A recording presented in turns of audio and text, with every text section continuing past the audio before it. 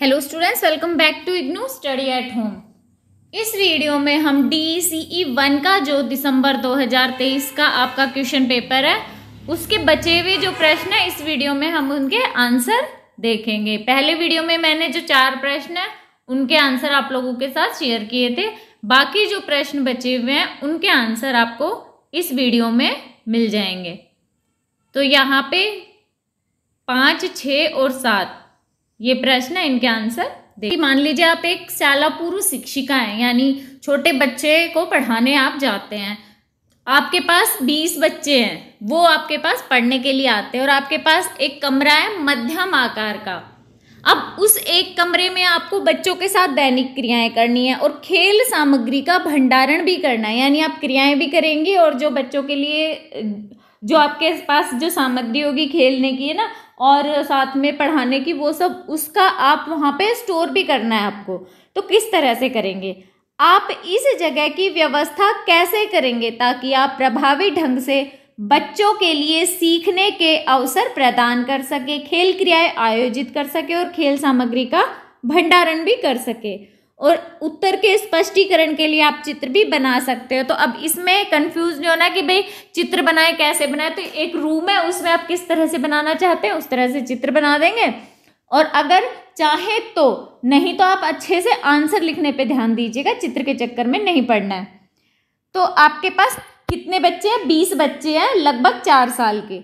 उन बच्चों के समूह के लिए एक मध्यम आकार के कमरे में हमें खेल क्रिया, दैनिक क्रियाओं की व्यवस्था करनी है। क्योंकि हमारे पास 20 बच्चों का समूह है तो हमें उसी के अनुरूप कमरे की व्यवस्था करनी होगी। तो हम क्या क्या ध्यान में रखेंगे, कैसे करेंगे कि पहले तो कमरे में बीचों बीच बच्चों के बैठने की व्यवस्था करेंगे। यानी हम बेंच वगैरह भी लगवा सकते हैं जिनके कोने वगैरह नुकीले ना हो, लेकिन बच्चे छोटे हैं ना तो उनके लिए दरी ज़्यादा आराम से बैठने के लिए क्या लाभदायक होती है। तो बच्चे छोटे हैं तो उनके लिए दरी बिछाई जाएगी ताकि वे आराम से बैठकर क्रिया कर सकेंगे। नेक्स्ट हम क्या करेंगे, कमरे में जो भी फर्नीचर रखेंगे, यानी बच्चों के बुक रैक हो गया, अलमारी हो गई, कोई जैसे गतिविधि करने के लिए कोई भी जगह हो गई, उसके लिए टेबल हो गया, कुर्सियां हो गई, तो वो सारी चीजें ऐसी होनी चाहिए जो नुकीले कोने की नहीं होनी चाहिए। हम ऐसा फर्नीचर चुनेंगे जिससे बच्चे को चोट का खतरा ना हो। अनावश्यक चीजें कमरे में नहीं रखेंगे, इससे क्या होगा कि जगह की बर्बादी नहीं होगी। यानी जो हमारे पास स्थान है हमें पूरा अच्छे से उसको यूटिलाइजेशन उसकी करनी है। कमरे में दीवारों के साथ साथ क्रिया क्षेत्र बनाए हैं जहां पर बच्चे, कला क्षेत्र है उसमें तो कला सीखेंगे, विज्ञान, मनोरंजन आदि से जुड़ी क्रियाएं कर सकते हैं।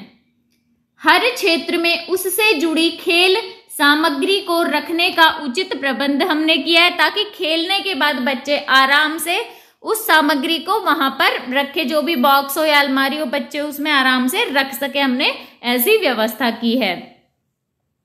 बच्चों के अभिनय और नाटकीय खेल के लिए भी खुला क्षेत्र बनाया है। उससे क्या होगा कि बच्चों को थोड़ा सा अगर मनोरंजन पूर्ण एक्टिविटी करनी है, एक्ट करना है कोई भी, तो उसके लिए भी बच्चों को कमरे में ही एक स्थान हमने बनाया है। पानी की उचित व्यवस्था है, कमरे में एक और वॉश बेसिन है ताकि बच्चों को कलात्मक खेलों के बाद हाथ धोने के लिए आसानी हो। यानी बच्चे अगर क्ले से, मान लीजिए क्ले से हमने बच्चों को कोई क्रिया करवाई या फिर बच्चों ने खाना ही खाया, लंच किया, तो उसमें क्या होता है बच्चों के हाथ गंदे हो जाते हैं। बच्चों ने पेंटिंग की तो हाथ पे कलर लग गया, उससे फिर उस टाइम बच्चों को पानी वानी की जरूरत भी होती है कि हाथ वाथ धोने होते हैं। बच्चे छोटे हैं तो उन्हें बीच में वॉशरूम भी जाना होता है, तो हमने बगल में जो कमरा है उसके साइड में एक छोटा सा वॉशरूम भी बनवाया है। एक कोने में बच्चों की किताबें रखने के लिए एक अलमारी होगी जहां पर बच्चों की जरूरत की पुस्तकें एक ही स्थान पर होंगी। हमने खिड़की वाली दीवारों के सामने कोई मेज या अलमारी नहीं लगाई ताकि कमरे में उचित रोशनी की व्यवस्था हो। जहां खिड़कियां हैं उस जगह को हमने ब्लॉक नहीं किया है। अलमारी लगाई, टेबल लगाई, जो भी हमने लगाया वो साइड में लगाया थोड़ा सा, ताकि जो कमरे में रोशनी है अच्छी हवादार और रोशनी वाला कमरा हो। रोशनी के साथ साथ कमरे में छतों के बीचों बीच एक पंखा भी लगाया जो सभी कोनों में हवा देता है, जिससे कि बच्चों को थोड़ा सा, अगर गर्मियों का मौसम है तो बच्चों को थोड़ा सा आराम मिलेगा। दरवाजों के आसपास कुछ सामान नहीं रखा है ताकि आने जाने में बच्चों को परेशानी ना हो। कमरे में हर जगह जो सामग्री रखी गई है वो ज्यादा ऊंचाई पर नहीं रखी गई है, इससे बच्चे आसानी से वो खुद से ले सकते हैं और खुद से वापस खेलने के बाद रख भी सकते हैं। इसके बाद हमने जो भी खिलौने चुने हैं वो मजबूत और अच्छी क्वालिटी के, यानी कोई भी ऐसा खिलौना नहीं ले जिसमें चीप क्वालिटी का प्लास्टिक हो, यानी बच्चों के अगर मुंह में चला गया, छोटे पार्ट हो तो मुंह में चले गए तो नुकसान कर सकते हैं। अगर वो क्वालिटी अच्छी नहीं है तो बच्चों को इन्फेक्शन कर सकते हैं बच्चे, क्योंकि छोटे बच्चे मुंह में बहुत ज़्यादा चीज़ें लेते हैं। तो ये चीज़ें हमने ध्यान में रखी हैं। कोई टूटा फूटा खिलौना ना हो जिससे बच्चों को चोट लग जाए, ऐसा नहीं होना चाहिए। खिलौनों के भाग ज़्यादा छोटे छोटे नहीं हैं। हमने इन सब बातों को ध्यान में रखकर जो व्यवस्था की है वो इस चित्र से स्पष्ट हो जाती है। जैसे ये चित्र आप अपने हिसाब से बना दीजिए कि आप क्या क्या करना चाहते हैं कमरे में, और उस हिसाब से फिर चित्र बना दीजिए कि सामने आप बोर्ड लगा हुआ है, या गेट है, एक कला क्षेत्र बना दिए, यहाँ पे बेंच है, उधर बच्चे, खिड़की है, किताबें हैं, वहाँ पे बैठ के बच्चे किताबें पढ़ते हैं, इधर वॉश बेसिन है, बाहर की साइड वॉशरूम है। नेक्स्ट प्रश्न संख्या 6 में पूछा गया है कि बच्चे का आक्रामक व्यवहार उसके परिवार से प्राप्त अनुभवों से प्रभावित होता है। क्या आप इस कथन से सहमत हैं? अपने उत्तर की पुष्टि के कारण भी बताइए। यानी आपको लगता है कि अगर कोई बच्चा आक्रामक है, गुस्सा करता है, बात बात पे चिल्लाता है, चीखता है, तो वो बच्चा अपने घर से वो चीजें सीख रहा है, जो बच्चा देख रहा है वो उसी से सीखता है। अगर इस कथन से सहमत है तो कारण भी बताना है। तो बच्चों का आक्रामक व्यवहार उसके परिवार से प्राप्त अनुभवों से प्रभावित होता है। हम इस कथन से पूरी तरह सहमत हैं, क्योंकि बच्चे के अन्य गुणों की भांति आक्रामकता भी आनुवंशिकता और परिवेश से प्रभावित होती है। चूंकि सभी बच्चों में स्वाभाविक भिन्नताएं होने के कारण प्रत्येक बच्चे के द्वारा प्रदर्शित आक्रामक व्यवहार की मात्रा भिन्न भिन्न होती है। ये जैविक कारक आक्रामक व्यवहार को पूर्व प्रवृत्ति तो देते ही है, परंतु इसका कारण नहीं होते हैं। क्योंकि मान लीजिए कि बच्चे के अंदर जैविक कुछ कारक है जिनके कारण बच्चे को गुस्सा आएगा, लेकिन उतना नहीं आएगा और वो बाद में बढ़ेगा भी नहीं। वो गुस्सा कब बढ़ता है बच्चे को, आक्रामक व्यवहार, जब बच्चा देख के सीखता है। बच्चा अपने आसपास के परिवेश से ही ये सब सीखता है। अतः हम समझ सकते हैं कि आक्रामक व्यवहार मुख्य रूप से दूसरों के द्वारा ही सीखा जाता है। पारिवारिक परिवेश, माता पिता का व्यवहार, बच्चे का माता पिता से संबंध बच्चे के आक्रामक व्यवहार को प्रभावित करता है। तो बच्चा अपने आसपास से कैसे, परिवेश से कैसे सीखता है आक्रामकता, हमें ये बताना है। सबसे पहले पारिवारिक परिवेश और आक्रामकता कैसे संबंधित है। जो माता पिता स्वयं आक्रामक होते हैं वे बच्चों के लिए आक्रामकता का प्रतिमान बन जाते हैं, जिनके बच्चे फिर उसकी नकल करते हैं। एक अध्ययन से ये पुष्टि हुई है कि आक्रामक व्यवहार अनुकरण द्वारा सीखा जाता है, यानी आक्रामक व्यवहार बच्चे नकल करके ही सीखते हैं। ये अध्ययन में भी पुष्टि हो चुकी है। क्या किया गया, 2 समूह बनाए गए बच्चों के, दोनों समूहों को एक एक फिल्म दिखाई गई।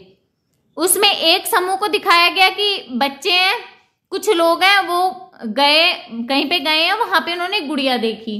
वो क्या करते हैं, उस गुड़िया को मारते हैं, पीटते हैं, फेंकते हैं, है ना, उसको चोट लगती है, तो इस तरह से उसके साथ आक्रामक व्यवहार कर रहे होते हैं। दूसरे ग्रुप को दिखाया गया कि कुछ लोग हैं, वो गए हैं, गुड़िया है वहां पे, उन्होंने गुड़िया को देखा और उसकी तरफ ध्यान नहीं दिया और जाके अपना काम करने लग गए हैं। अब जब वो दोनों ग्रुप बाहर आए तो उनको सेम उसी तरह की गुड़िया दिखाई गई, गुड़िया दी गई। अब पहले ग्रुप ने क्या किया, वो तो जो देख के आए थे ना उसका अनुकरण करने लगे। कोई उसको मार रहा है, कोई फेंक रहा है, कोई पीट रहा है, कोई ठोकर मार रहा है, कोई लात मार रहा है, घुसा मार रहा है, तो ये सब करने लगे। और जो दूसरे ग्रुप के बच्चे थे वो आए, उन्होंने गुड़िया को देखा और अच्छा ये तो वैसी गुड़िया है, और उसके साथ आराम से बड़े प्यार से खेलने लग गए। तो ये अंतर होता है कि बच्चे अनुकरण या फिर जो देखते हैं उससे सीखते हैं। पालनकर्ता की कथनी और करनी में भिन्नता से भी बालक का आक्रामक होता है। जब पालनकर्ता बातों द्वारा हतोत्साहित करने के साथ साथ अपने रोज के कार्यों के दौरान भी दूसरों पर आक्रामक होते हैं तो बच्चे भी उच्च स्तर का आक्रामक व्यवहार दर्शाते हैं। यानी माता पिता बच्चे को ये तो बोलता है ये क्या कर दिया तुमने, ऐसे कर दिया वैसे कर दिया, और ऐसे मतलब बच्चे को उत्साह बढ़ाने के बजाय उसका उत्साह घटाने के साथ साथ उस पर चिल्लाते भी हैं या और लोगों पे भी चिल्लाते हैं, तो बच्चे उनसे उसी तरह का व्यवहार सीखते हैं।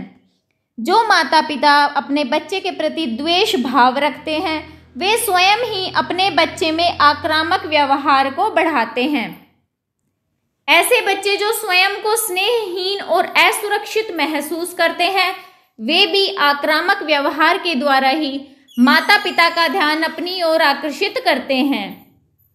जब बच्चों के माता पिता व्यवहारों को नियमबद्ध नहीं करते और ना ही इनको बच्चों पर थोपते हैं तो माता पिता के ये व्यवहार आक्रामक व्यवहार को प्रोत्साहित कर देते हैं। यानी माता पिता जो कुछ कहते कुछ है करते कुछ है, उससे भी बच्चों के ऊपर आक्रामक व्यवहार हावी हो जाता है।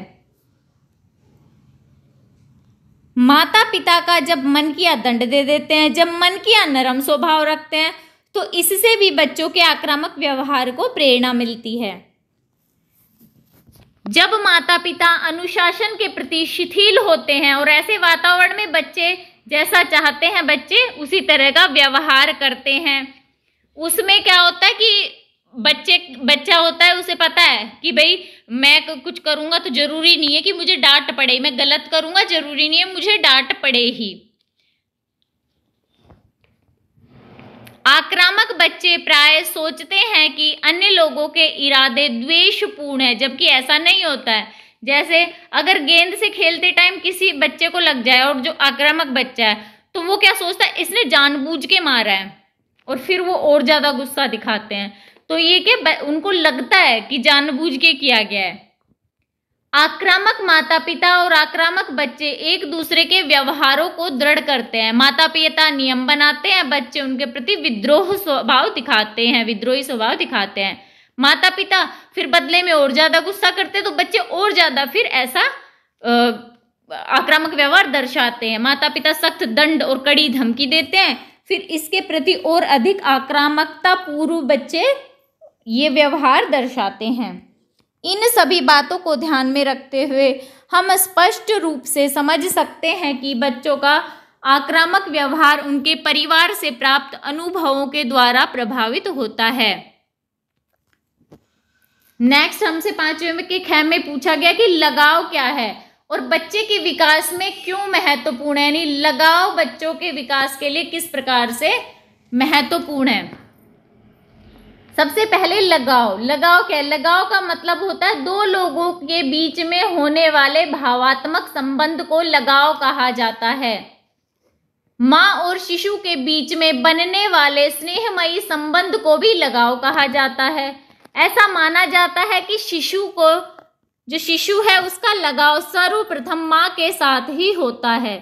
ऐसा माना जाता है कि वास्तव में माँ और शिशु के बीच प्रारंभिक संबंध जन्म के कुछ घंटों बाद ही बन जाता है, क्योंकि कई नवजात शिशु सतर्क होते हैं और माँ के साथ आंखों से संपर्क बना सकते हैं। आमतौर पर यह सलाह भी दी जाती है कि जन्म के तुरंत बाद शिशु को माँ के पास ही रहने दिया जाए ताकि बच्चा उनके साथ स्नेहमयी संबंध बना सके। शिशु जब रोता है तो माँ गोद में उठाकर दूध पिलाती है। माँ के स्पर्श को शिशु महसूस करता है, माँ की आवाज सुनता है। अगर दूध पिलाने से पहले बाद में माँ बच्चे से बात करे, उसके साथ खेलती है, उसके साथ गुदगुदी करती है उसे, तो इस प्रकार माँ बच्चे की भूख मिटाने के साथ साथ उसकी शारीरिक जरूरतें पूरी कर शारीरिक स्पर्श द्वारा एकटक निहार कर, मुस्कुराकर, बातें कर उसके साथ खेलकर उसे एक अनुकूल और पारस्परिक स्नेहमयी संबंध बनाती है, जिसे कि लगाव का नाम दिया जाता है। माना जाता है कि शिशुओं का लगाव उन लोगों के साथ ज्यादा होता है जो उनकी देखभाल करते हैं, यानी माँ तो सबसे ज्यादा देखभाल करती है तो इसीलिए माँ के साथ ज्यादा लगाव होता है। और बच्चे का सबसे ज्यादा ध्यान वह उसकी जरूरतों को पूरा माँ करती है, तो माँ के साथ उनका लगाव होना स्वाभाविक है। और अगर बच्चा माँ के साथ लगाव बना पाता है तो उसके बाद धीरे धीरे वह पिता, दादा दादी, अन्य परिजन और धीरे धीरे रिश्तेदार, पड़ोसी आदि से भी लगाव बनाने का प्रयास करते हैं। चूंकि बच्चे की सभी जरूरतें माँ शारीरिक और भावनात्मक जरूरतें पूरा करती है, इसलिए यह लगाव स्वाभाविक ही हो जाता है। परंतु यह मानना कि शिशु का अपनी माँ के साथ लगाव केवल इसीलिए विकसित होता है क्योंकि शिशु की शारीरिक आवश्यकताओं को माँ पूरा करती है, तो ये भी पूर्ण रूप से सत्य नहीं है। क्योंकि सिर्फ शारीरिक आवश्यकताओं को पूरा करने से ही अगर लगाव को बढ़ावा मिलता तो फिर ऐसे क्या, ऐसे तो बहुत सारे बच्चे हैं जो कई केंद्रों में रहते हैं ना, जिनको जहाँ पे बच्चों को संभाला जाता है, वहाँ पे भी बच्चों को फिर तो लगाव मिल जाता है ना। ऐसा होता नहीं है, बल्कि माँ का व्यवहार इसे प्रभावित करता है। जैसे माँ की शिशु को दूध पिलाते टाइम जो क्रिया स्नेहमयी और सुखमय अगर ना हो तो शायद उनका लगाव ना बढ़ पाए। बच्चे को दूध पिलाते समय यदि माँ तनावग्रस्त हो या उसे अच्छे से ना उठाए, रूखा व्यवहार करे, तो शायद बच्चे पर इसका अच्छा प्रभाव नहीं पड़ेगा। बच्चे चिड़चिड़े हो सकते हैं, हर समय चिंतित भयभीत रहते हैं। इसी प्रकार एक संस्थान में भी बच्चे की लगभग सभी शारीरिक जरूरतें पूरी हो जाती हैं, परंतु वहां पर बच्चे वयस्कों से भावात्मक अंतःक्रिया की कमी के कारण उनसे लगाव स्थापित नहीं कर पाते हैं। इसलिए हम यह मानते हैं कि सिर्फ शारीरिक जरूरतों की पूर्ति के कारण ही बच्चे का माँ के साथ लगाव नहीं होता, बल्कि माँ का भावात्मक व्यवहार, स्नेह, आपसी अंतःक्रिया आदि के द्वारा ही माँ और शिशु में लगाव बनता है। और इसी अंतःक्रिया के फलस्वरूप शिशु और माँ के बीच लगाव स्थापित होता है। फिर धीरे धीरे बच्चा पिता के साथ लगाव बढ़ाता है, उसके बाद अन्य परिवारजनों, रिश्तेदारों व आस पड़ोस के लोगों के साथ लगाव स्थापित होता है। अतः माँ को चाहिए कि बच्चे के साथ सकारात्मक संबंध बनाए। संख्या 7 में हमसे कुछ पूछे गए हैं कि 2 के उत्तर लिखने हैं, 4 पॉइंट दिए गए हैं। तो इसमें पहला है, प्रथम 2 वर्ष में स्थूल क्रियात्मक विकास के मानदंड। स्थूल क्रियात्मक विकास मतलब जो शरीर की बड़ी वृद्ध मांसपेशियां हैं उनमें विकास। बच्चों का विकास उसके जन्म के प्रथम वर्षों में बहुत तेज गति से होता है। स्थूल क्रियात्मक विकास में बच्चे के शरीर की वृहत यानी स्थूल मांसपेशियां जैसे कंधे, कोहनी, कूल्हे और पीठ की मांसपेशियों में समन्वय की आवश्यकता होती है। चलने, भागने, ऊपर चढ़ने, फेंकने, पैर से धकेलने, ठोकर मारने, पकड़ने आदि क्रियाओं में स्थूल मांसपेशियों का उपयोग होता है। बच्चे के प्रथम 2 वर्षों में स्थूल क्रियात्मक विकास के जो मानदंड है उन्हें हम निम्न प्रकार से समझ सकते हैं। यानी बच्चों के प्रथम 2 वर्ष में स्थूल क्रियात्मक विकास किस प्रकार से होता है।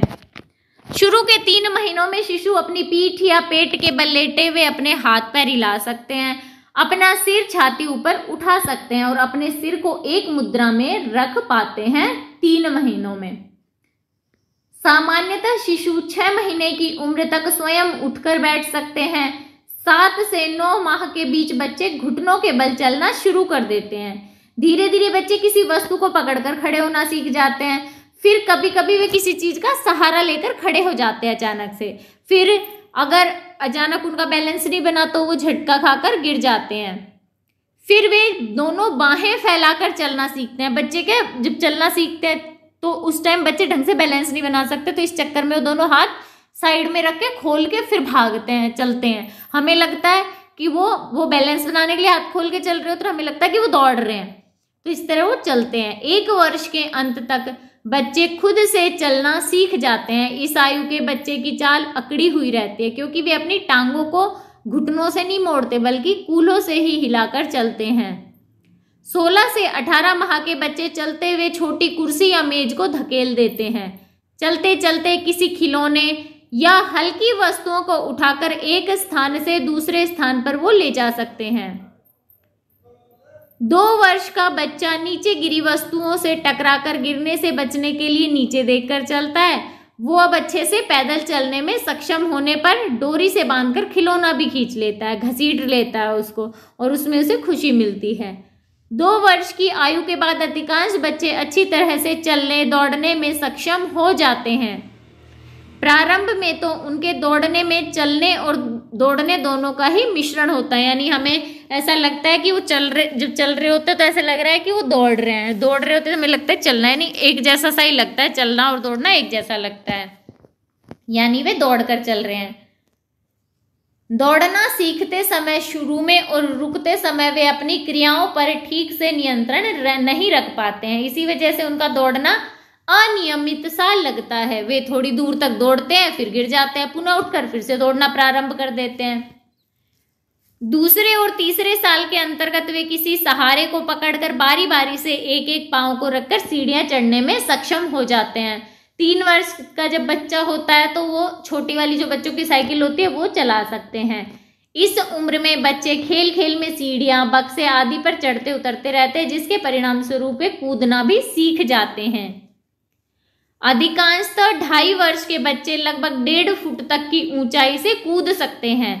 वे दोनों पांव ऊपर रखकर कूदने लगते हैं, बड़ी गेंदों खिलौनों को पैरों से ठोकर मारने, धकेलने का प्रयास भी करने लगते हैं, परंतु वास्तव में वे ऐसा अच्छे से नहीं कर पाते क्योंकि उनका पांव गेंद पर ठीक से नहीं पड़ता है, लेकिन वो कोशिश करने लग जाते हैं। शारीरिक रूप से स्वस्थ बच्चों का स्थूल क्रियात्मक विकास तेजी से होता है। वे हर समय किसी न किसी क्रिया में व्यस्त रहते हैं। एक क्षण वे पलंग पर, दूसरे ही क्षण वो पलंग के नीचे पाए जाते हैं, कभी कुर्सी पर, कभी अलमारी में, तो कभी गेट के पीछे मिलते हैं। इस प्रकार छोटे बच्चों का स्थूल क्रियात्मक विकास बहुत ही तेज गति से होता है। इसके बाद हमें बताना निर्णायक अवधियां क्या होती है। विकास की निर्णायक अवधियां। निर्णायक अवधियां वे अवधियां होती हैं जो बालक या बालिका के विकास एवं ज्ञान को प्रभावित करती हैं। यानी वे अवधियां जब बालिका अपने परिवेश की परिस्थितियों के प्रति विशेष रूप से संवेदनशील होती है, वह निर्णायक अवधि या फिर संवेदनशील अवधियां कहलाती हैं। इनमें मिले सकारात्मक या अनुकूल अनुभव बच्चे के विकास पर अनुकूल प्रभाव डालते हैं, व नकारात्मक अनुभव बच्चे के विकास में बाधक हो सकते हैं। कभी कभी इनसे होने वाली हानियों या कमियों को सुधारा भी नहीं जा सकता, अतः ये निर्णायक अवधियां महत्वपूर्ण मानी जाती हैं। बच्चे इन अवधियों में विशेष चीजें सीखने के लिए जैविक रूप से तैयार होते हैं। जैसे बच्चा है, उसने बोलना शुरू करते हैं बच्चे, है ना, तो उससे सीधा बोलना थोड़ी ना शुरू कर देंगे कि मतलब मुंह खोला और कुछ भी हमें बोलने लग जाएंगे, हाँ मम्मा क्या कर रहे हो ना मम्मा, तो जैसे नहीं बोलते हैं। उससे पहले बच्चा उसका स्वर तंत्र, होठ व जीभ पर नियंत्रण होता है, परंतु साथ में बोलना सीखने के लिए उसे सुनने के अवसर भी देने जरूरी होते हैं। जैसे एक बालिका लगभग 1 वर्ष में अपना पहला शब्द बोलती है, तो अगर उसे भाषा सुनने और समझने में अगर कोई परेशानी हो या ना मिले तो उसके भाषाई विकास के लिए बाधा आ सकती है, अतः उस समय उसके भाषाई विकास का निर्णायक अवधि मानी जाती है ये समय। इसी प्रकार प्रसव पूर्व भी कुछ निर्णायक अवधियां होती हैं। जैसे प्रथम 3 माह, गर्भ के जो 3 माह होते हैं ना, वो बच्चे के लिए निर्णायक अवधि होती है। इन 3 माह में बच्चे के अंगों के विकास के लिए 3 माह जरूरी हैं। यदि इसी समय माँ को कोई परिवेशी दिक्कत आ जाए, बीमारी हो जाए, तो बच्चे में भी अनेक समस्याएं जैसे जर्मन खसरा, अंधता, बहरापन या हृदय विकार हो सकता है। यदि इसी समय माँ को जर्मन खसरा हो जाए तो भी गर्भ को काफी क्षति पहुंचती है, अतः यह अवधि गर्भ के विकास के लिए निर्णायक होती है। इसी प्रकार जन्म के बाद के प्रथम 6 माह से 1 वर्ष का समय बच्चे के सामाजिक संबंधों के विकास के लिए महत्वपूर्ण है, अतः यदि पालनकर्ता स्नेही हो और प्यार से बच्चे की देखभाल करे तो बच्चा अन्य लोगों के साथ भी स्नेहमयी व अच्छे संबंध बना सकते हैं। वहीं नकारात्मक व्यवहार के कारण बच्चा अपने संबंध अन्य लोगों के साथ नहीं बना पाते, इसलिए यह अवधि भी बच्चे के सामाजिक विकास के लिए निर्णायक मानी जाती है, परंतु इनमें व्यक्तिगत भिन्नताएं हो सकती हैं। यानी कुछ बच्चे हैं वो हो सकता है कि वो अपने अनुभवों से ऐसे सीखे कि भाई कोई मेरे साथ ढंग से नहीं खेल रहा तो कोई बात नहीं है ना, और कोई बच्चा तो वो गुस्सा हो जाए या फिर आगे फिर वो सोचे कि मैं भी नहीं खेलूंगा, तो अलग अलग स्वभाव हो सकता है बच्चों का। नेक्स्ट हमसे पूछा गया बच्चों की प्रगति का मूल्यांकन करना। शाला पूर्व केंद्र में आने वाले बच्चों के मूल्यांकन की आवश्यकता हमें उनके बारे में यानी बच्चों की प्रगति के बारे में जानने में मदद करती है। बच्चों के मूल्यांकन के लिए कई तरीके हैं, जिनमें प्रमुख रूप से 2 तरीके जो अपनाए जाते हैं वे हैं, पहला है अवलोकन।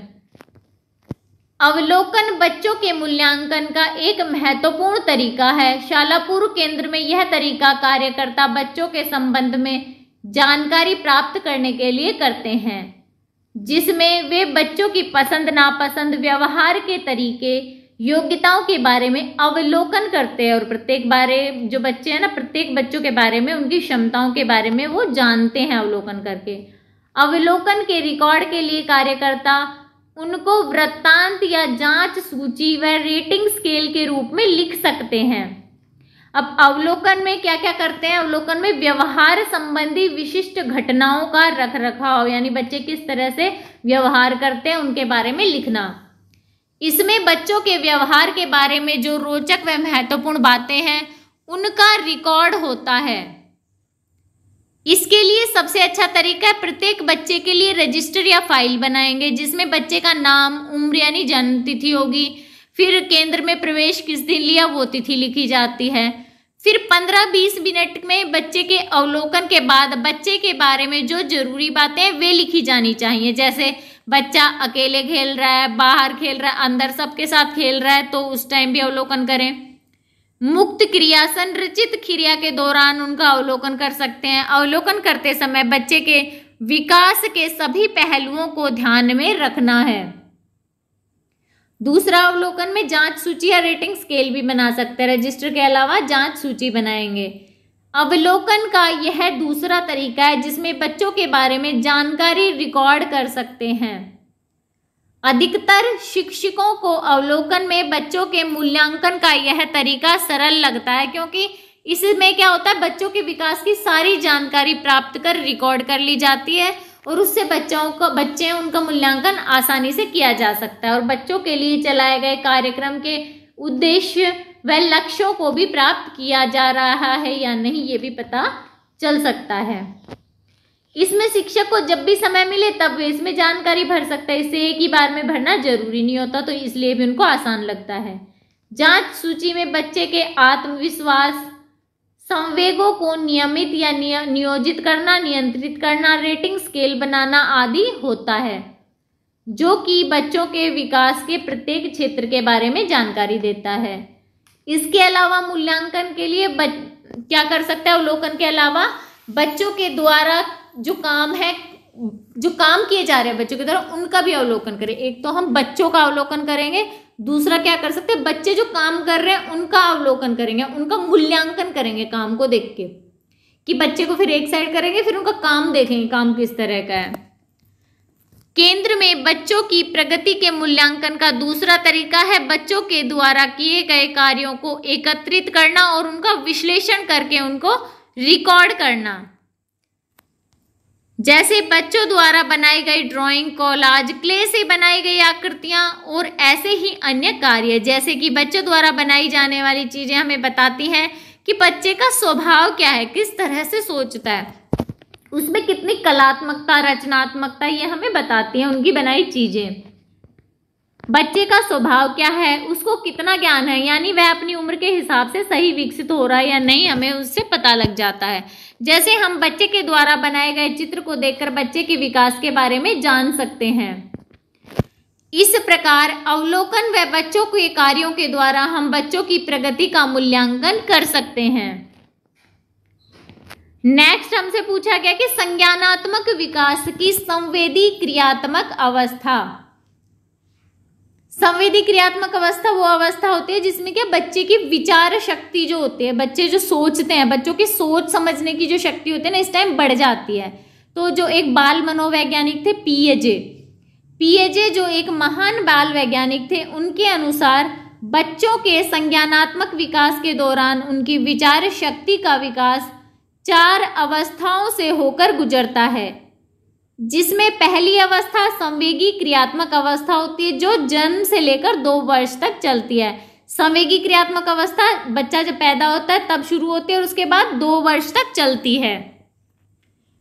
संवेदी क्रियात्मक अवस्था में शिशु आसपास के लोगों और परिवेश को अपनी ज्ञानेंद्रियों और क्रियात्मक क्षमताओं के द्वारा समझ जाते हैं। वे वस्तुओं के बारे में अपनी ज्ञानेंद्रियों द्वारा और उन पर प्रयोग करके ज्ञान को प्राप्त करते हैं। उससे क्या होता है, जैसे एग्जाम्पल के लिए हम देखेंगे कि बालिका लकड़ी के गुटकों के बारे में उसे छूकर और देखकर, यानी बच्ची उसे देखेगी भी और फिर उसे टच करेगी खेलते टाइम, तो उसकी ज्ञानेंद्रियां हो गई ना, उनसे जानकारी प्राप्त करती है। फिर उन गुटकों को क्या करती है, फेंकती है, ठोकर मारती है, धक्का लगाती है, उछालती है। ये सारी बच्चे की क्रियात्मक क्षमताएं होती हैं। तो ये क्रियात्मक क्षमताओं के द्वारा और ज्ञानेंद्रियों के द्वारा बालिका उन चीजों के बारे में ज्ञान प्राप्त करती है। वस्तुओं के साथ क्रिया किए बिना बच्चे वस्तुओं के बारे में जान ही नहीं सकते हैं। जैसे हमने देखा है ना कि सृजनात्मकता में पढ़ा था कि सृजनात्मकता किस तरह से आएगी, बच्चे खुद से कुछ काम करेंगे और अपनी मर्जी से कोई काम करेंगे तो उससे सृजनात्मकता आती है। तो ऐसे ही बच्चों में बच्चे जब खुद से कोई काम करेंगे ना और उसके बारे में देखेंगे, करेंगे, उसी से सीख के बच्चों में विचार शक्ति बढ़ती है। संवेगी क्रियात्मक अवस्था में विचार शक्ति धीरे धीरे विकसित होती है और इस अवस्था के अंत तक शिशु समझने लगते हैं कि उनकी क्रियाएं दूसरे लोगों और वस्तुओं पर प्रभाव डालती हैं। दूसरे वर्ष के अंत तक बच्चे संकल्पना का निर्माण करने लगते हैं। वे अपनी क्रियाओं को स्वयं नियोजित करके समस्याओं को भी हल कर सकते हैं। संवेगी क्रियात्मक अवस्था की 6 उप अवस्थाएं होती हैं जो कि निम्नलिखित होती हैं। ये पियाजे ने बनाई थी। संवेगी क्रियात्मक अवस्था जो है इनकी जो 6 उप अवस्थाएं होती हैं। इसमें पहली उप अवस्था है, पहली उप अवस्था जन्म से लेकर 1 माह तक होती है। इस अवस्था में नवजात शिशु अपनी सहज प्रतिक्रियाओं द्वारा वातावरण से समन्वय बैठाते हैं। जैसे भूख लगने पर नवजात क्या करता है, रोता है और उसके मुंह में अचानक से स्तन आ जाए, उंगली दे, कुछ भी दिया, चूसने लगता है और फिर धीरे धीरे इसी से वो दूध पीना सीख जाता है। जैसे उसका मुंह निप्पल को छूता है उसे चूसने लगता है, दूध पीना सीखती है। फिर अंगुली चूसनी, कपड़े का कोई भी कोना, ये सब चूसते हैं। ये सामान्यीकरण का प्रारंभ है जो मानसिक विकास का महत्वपूर्ण हिस्सा है।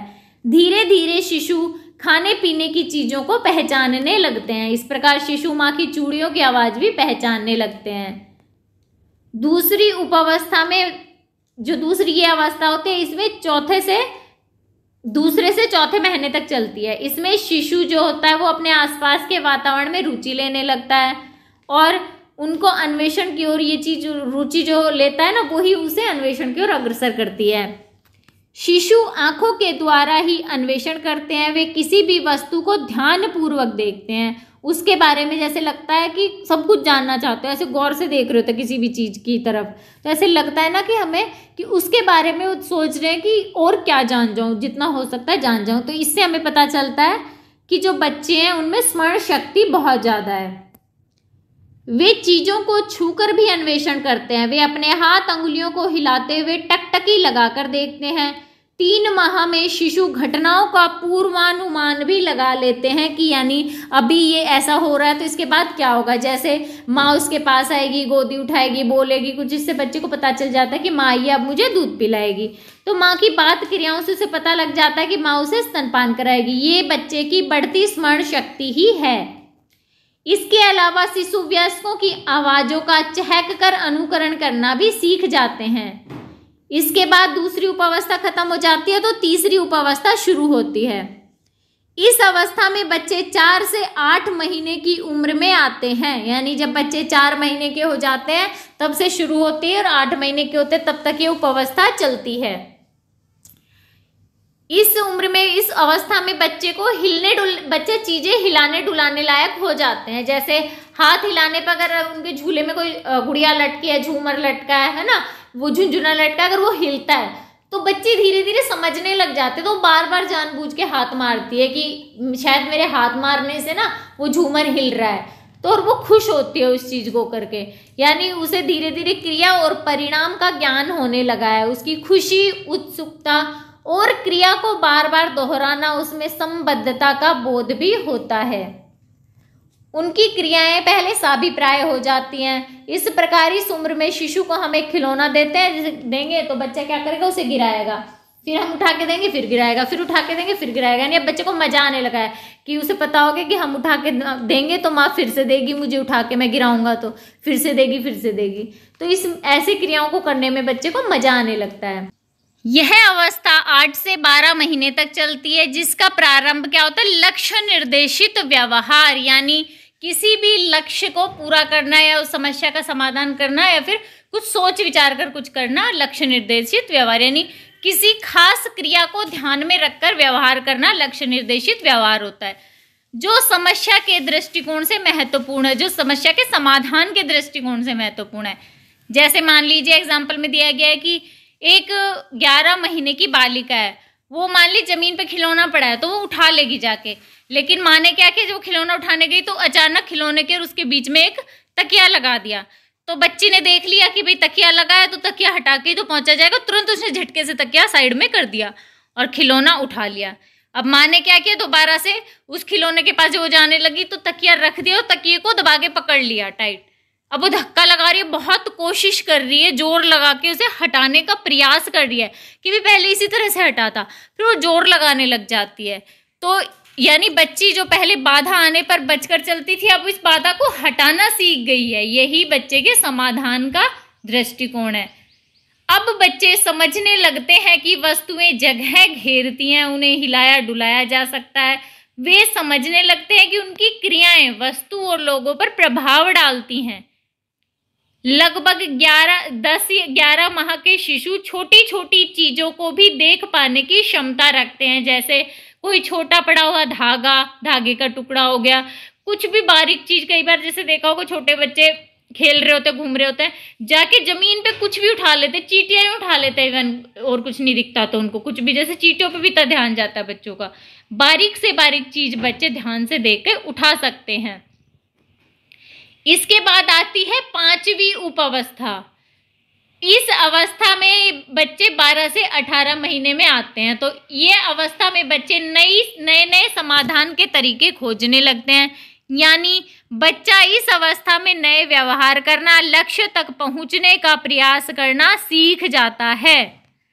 जैसे पिएजे ने अपने बेटे को देखा, पिएजे बैठे थे, उन्होंने अपने बेटे को देखा कि भाई क्या कर रहा है। वो एक हाथ में डबल रोटी थी, खा रहा होगा, खेल रहा होगा उससे, तो वो उससे खेलते खेलते उसे गिरा रहा है जमीन पे। पहले वो डबल रोटी का टुकड़ा नीचे गिराया, फिर उठा रहा है, फिर अचानक उसने क्या किया, उसके 2 टुकड़े किए, फिर गिराए 3 टुकड़े, फिर धीरे धीरे छोटे छोटे टुकड़े करके गिराने लगा। कभी ऊंचाई से गिराने लगा, कभी एकदम से गिराने लगा, कभी इधर उधर साइड में गिराने लगा और फिर उठाने लगा। इस तरह से वो खेल रहा था, अलग अलग तरीके से गिराकर उन्हें खेलने लग गया, अलग अलग जगह से। यानी पहले उसका उद्देश्य था मनोरंजन, फिर उसने गिराने के तरीके में बदलाव कर दिया और अलग अलग तरीके से गिराकर प्रयोग करने लगा। हर बार उसकी क्रिया में भिन्नता थी और उसके बाद जो नतीजे आए उनमें अंतर जो दिख रहे थे, उसके लिए वो ये क्रियाएं बदल बदल के कर रहा था। तो ये 5वीं उपावस्था हो गई। इसके बाद अंतिम और 6ठी उपावस्था है। इसमें 18 से जो 24 महीने के बच्चे होते हैं ना, वो इस अवस्था में आते हैं। इस उपावस्था में सोचने के ढंग में भारी बदलाव आता है। जैसे बच्ची एक चेन से खेल रही है, अब क्या कर रही है, उसके हाथ में एक डिब्बी है, अब चेन को उठा रही है, डिब्बी में डालनी है, चेन को उठा रही है, डिब्बी में डालने का प्रयास करिए, पर हो नहीं पा रहा। थोड़ी सी चेन जाती है, जो लटकी हुई चेन है वो भारी है, वापस गिर रही है। बच्ची ने एक बार किया तो बहुत बार प्रयास किया, 5-6 बार। फिर बच्ची ने कुछ सोचा, चेन को देखा, कुछ सोचा, फिर बच्ची एक समतल जगह पे एक जगह बैठी और समतल जगह पे चेन को रखा, उसे गोल गोल करके एक गोला सा बना लिया उस चेन का। उसके बाद क्या किया, उसने वो गोले को उठाया और डिब्बी में डाल लिया आसानी से और अपना मस्त खेल में लग गई। यानी बच्ची क्या करती है, बच्ची ने पहले समाधान के बारे में सोचा, फिर उपाय करके समस्या का हल किया। इससे बच्ची ने सोच विचार कर हल ढूंढने का तरीका खोज निकाला, जो कि उसकी घटनाओं की मानसिक संकल्पना को दर्शाता है। इस प्रकार संवेदी क्रियात्मक अवस्था में बच्चों की विचार शक्ति 6 उपावस्थाओं में होकर गुजरती है। तो ये बच्चों की संवेदी क्रियात्मक अवस्था संज्ञानात्मक विकास में उसका वर्णन हो गया। आई होप ये वीडियो आप लोगों के लिए यूजफुल रहा होगा। अगर वीडियो अच्छा लगा हो तो प्लीज़ चैनल को सब्सक्राइब, वीडियो को लाइक जरूर कीजिए। मिलते हैं अगले वीडियो में कुछ नए इन्फॉर्मेशन के साथ।